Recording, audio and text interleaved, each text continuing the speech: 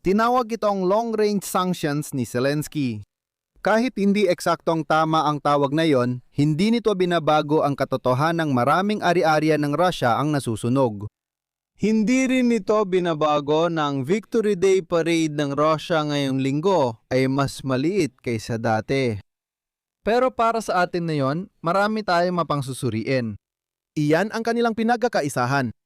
Tinutulungan nilang maunawaan ang kasalukuyang digmaan at kung bakit unti-unting napapabuti ng Ukraine ang posisyon nito. Mukhang bumigay na ang matagal ng harang. Mukhang tinatarget ng Ukraine ang bawat pasilidad ng Russia na makita nila. Kailangan lang ng ilang drone at maliit na runway para mapalipad ang mga ito. Kitang-kita agad sa satellite ang pinsala sa ibabaw salamat sa teknolohiya ng NASA na nakakakita ng apoy. Malayo na ito kumpara nung unang araw ng digmaan nang napilitang manatili si Zelensky sa bunker at kontrolado ng Russia ang impapawid ng Ukraine. Hindi na kailangan ng mamahaling missile na galing silo. Hindi na rin kailangan ang mga misil mula sa frigate, mabuti na lang dahil patuloy pa rin itong ginagawa ng Ukraine kahit wala silang sariling hukbong dagat.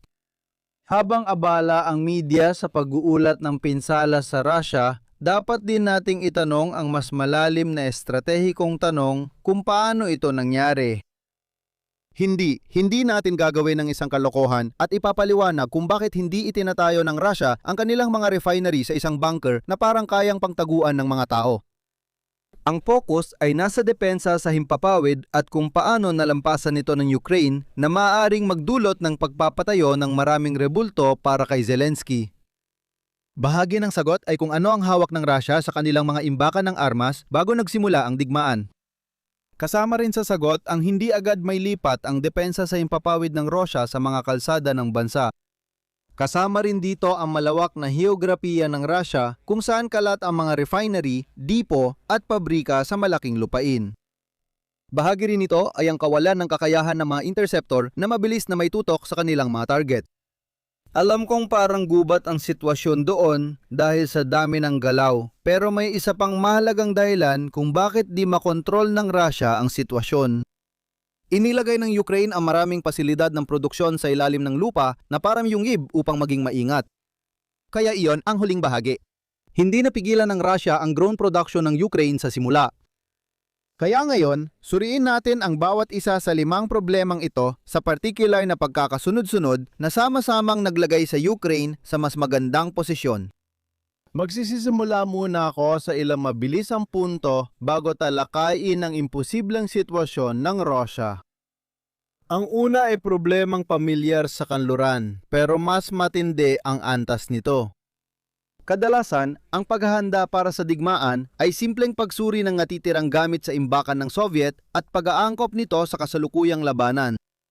Epektibo yon para sa Rusya pagdating sa paghahanap ng karagdagang mga munisyon na ginawang glide bombs na inihuhulog nila sa Ukraine.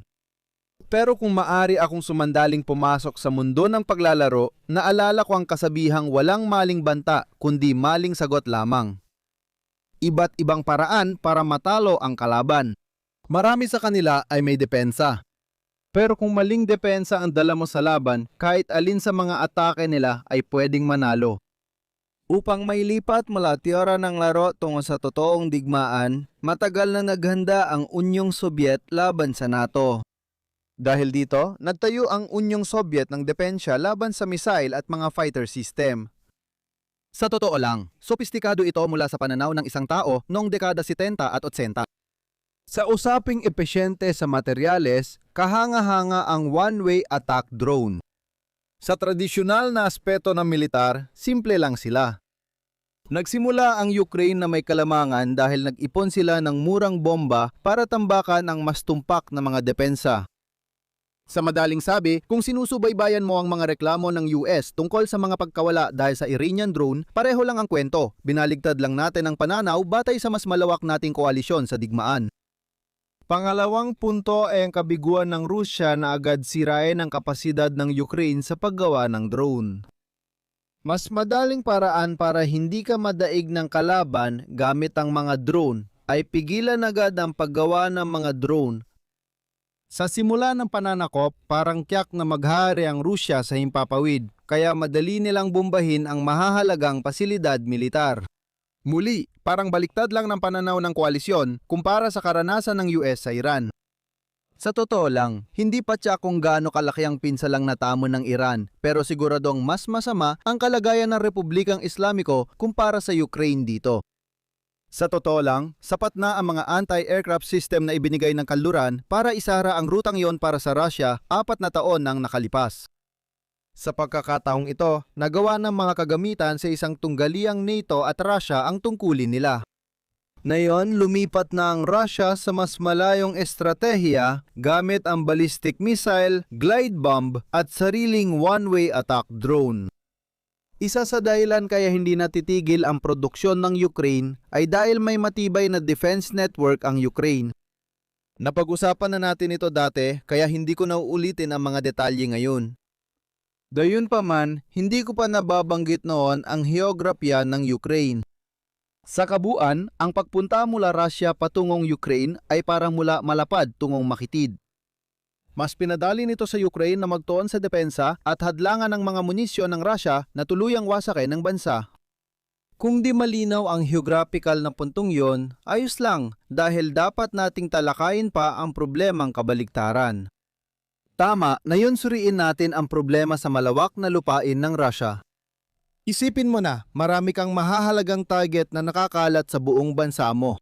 At para malinaw, kung ikaw si Russia, hindi mo na kailangang isipin ito. Ito ang iyong realidad. Tradisyonal, naging kapaki-pakinabang ito dahil kailangang lumusob ng malalim ang kalaban sa iyong teritoryo. May dahilan kung bakit itinayo ng Unyong Soviet ang infrastruktura ng sandatang nuklear sa gitnang Asya.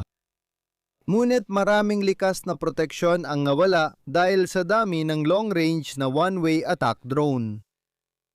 Ngayon, ang level 1 na solusyon ay maglagay lang ng maraming air defense sa paligid ng bawat lugar na iyon. Pero mapapansin mo agad na una, nangangailangan ito ng maraming resources.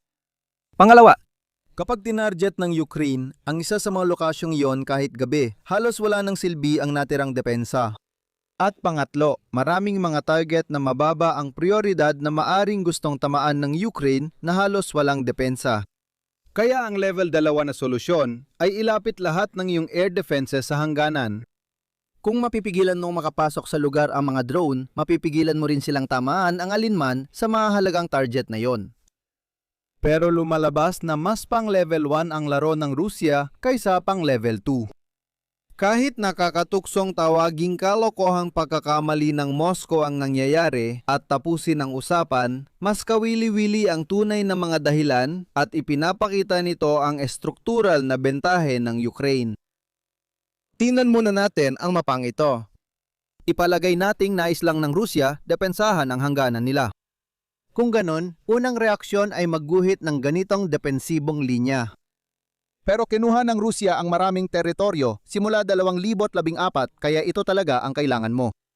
Kaya rin ang Ukraina magpalipad ng drone sa ibabaw ng tubig kaya ito talaga ang kailangan mo. Kung gugustuhin ng Ukraina, pwede itong sumugal at dumaan sa Belarus. Kaya talagang kailangan mo ito. Pero kahit paano, mas lumalala pa ito. Ang HIMARS ang naging MVP ng Ukraine noong unang ilang taon ng digmaan. Kahit natabunan na ng mga drone, patuloy pa ring nakakapinsala ang pinakamahusay na shoot-and-scoot artillery. Pinakamaraming bala ng Ukraine para dito ay misil na GMLRS na abot 70 kilometro. Pangunahing target ng GIMLR ang air defense system dahil kapag nasira ang depensa, malayang makakagalaw ang mas murang drone mo. Para magbigay ng isa pang paghahambing sa Iran, isipin mo ito na parang paggamit ng Tomahawk missiles para bigyan daan ng mga American bomber na linisin ang himpapawid sa Iran na pagkatapos ay maaring magbagsak ng JDAMs sa iba pang mga target. Ngayon, may ilang anti-aircraft system ang Rusya na abot ng GIMLR. Hindi ito maiwasan kapag may mahalagang target sa loob ng saklaw na yon, kabilang ang malalaking lungsod tulad ng Kursk at mga istasyon ng pagbubumba ng langis para sa industriya ng pag-export ng enerhiya nito. Bukod sa mga pagbubukod, hanggang bito lang ang radius ng karamihan sa depensa. Nagsisimula na nating makita ang problema sa heograpiya ng Rusya. Kung ikumpara sa Ukraine, lumalawak ang bansa. Habang mas malayo mong gusto maglagay ng linya ng mga anti-aircraft system, mas marami ang kailangan mo para masaklaw ito. Makikita mo kung bakit ito agad nagiging isang pinansyal na pasanin, lalo na kung isasama mo ang baybayin, kailangan mo ng ganito kahabang linya. Pero maari pa natin itong palalain. May access din ng Ukraine sa ATACMS kahit na mas kaunti ito kumpara sa kay Gimler. Mas mahirap silang makakuha ng dagdag dahil sa digmaan sa Iran at kakunti ang dokumentadong paggamit ng Ukraine ng HIMARS sa pagtama ng anti-aircraft system mula sa ganong layo. Sa kabila ng mga paalalang iyon, ang ATACMS ay may abot na 300 kilometro. Kaya dito sa likod ang tunay na ligtas na linya. Maaring magawa ng Rusya yon kung bawat bahagi ng network nila ay kayang sakupin ng malaking bahagi ng linya. Pero spoiler alert, hindi kaya ng bawat isa. Mababa ang lipad ng mga drone ng Ukraine para hindi makita ng radar ng Rusya. Dahil maliit ang radar cross-section ng drone, kailangan ng mga radar kada 30 kilometro o mga ganon kung ipagpalagay nating hindi makatotohanan. Pabor sa iyo ang buong lupain. Kailangan mong gamitin ang radar para matukoy, makilala, subaybayan at maipasa sa interceptor ang impormasyon sa pang-target bago makalabas ng saklaw ang drone. Lahat ng ito ay dapat mangyari sa loob ng 5 hanggang 10 minuto. Kaya nauwi si Rusya sa pagprotekta sa pinakamahuhusay nitong pasilidad ng paisa-isa sa halip na bumuo ng komprehensibong sistema para sa buong bansa. Lalong sumasama ang kalagayan ng Rusya. Tanggap ng Rusya na hindi nila kayang ipagtanggol ang linya at wala pa rin silang sapat na sistema para maprotektahan ang mismong mga pasilidad.